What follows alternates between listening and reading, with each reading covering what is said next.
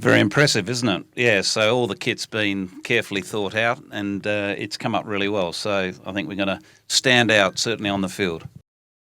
Yeah, it's been a challenge, but an enjoyable one. We've got obviously a good network of expertise behind the scenes, obviously with coaching staff, but also we use CricViz, which is a sort of a world-leading analyst company to help us refine our search and identify players that we feel are important for us, players that not only are available, but players that fit the balance of our side, also can and have performed in this environment in the UAE before. So there's many different processes in place, and obviously you're dictated by schedules. The international schedule can be challenging, so we're working around all those types of things. But at the end of the day, when it comes to our first game on the 15th, we feel very confident. We've got 20 players that any one of them could find themselves in the playing 11. We've got a lot of experience there, and I think that's really important, particularly when you're talking about a new tournament. It's important you have people that have been around the block a few times, understand T20 cricket, understand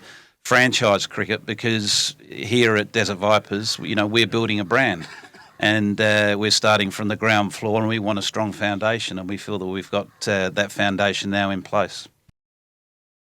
Yeah, look, I'm very excited about this project, and mainly because this is the first time we've seen a franchise tournament that belongs to the UAE. We've seen a lot of cricket here in the UAE over the years, through the ICC tournaments and through Pakistan having to play a lot of their cricket here. But I think for the UAE to have their own cricketing tournament and it to have as many international superstars, playing in it across the 6 teams, I think is really important for the development of cricket in this region. And I know with conversations that we've had with Phil and other management, it's very much a priority for us is to make sure that we're part of helping develop that side of cricket here in the UAE. This is not a short-term project. This is a long-term project, and hopefully our involvement can help fast track the game in this region. Well, I asked Colin the question. I'll ask you the question as well. Can the Vipers win it? Yeah, look, absolutely. We've got a strong squad. We respect the fact that there's a lot of good cricketers that we will be coming across and teams that we're coming across. But at the end of the day, we feel confident that we'll be playing finals. That's the aim, is to be there at the back end of the tournament, and then hopefully we've got some good form on our side and a little bit of luck.